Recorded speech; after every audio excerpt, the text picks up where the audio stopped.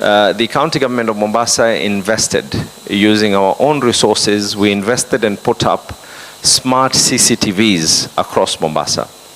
As we speak right now, we have already installed and we are in the process of finalizing the first phase of these CCTVs. The initial idea was for us to be able to nab those people who are not paying our parking fees and those people who break all these other.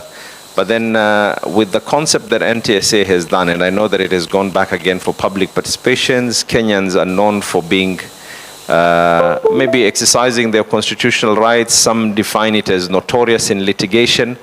In whichever way that you want to look at it, we are more than willing to partner with all the other stakeholders. We have the infrastructure ready, which will have capacity for both facial and number plate recognition. And what that means is we will be able to now know a person who has been able to break law.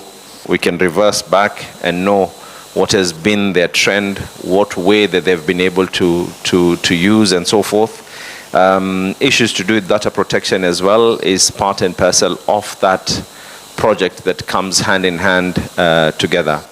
Waziri, lastly, this, since you're here and I'm seeing that we have the DJs from Kenya and Kura as well, I think Mombasa and Nairobi are one of the counties that have a majority of Kura and Kenya roads.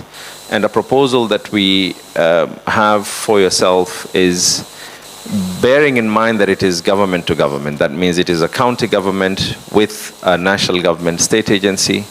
We will be approaching you as well. That is, you know, because we are replicating works, because Kenya and Kura give contracts to people who are meant to be doing certain things like cleaning the drainages and, you know, on roads that belong to yourselves. Then the county government does the same thing. So there's a lot of replication.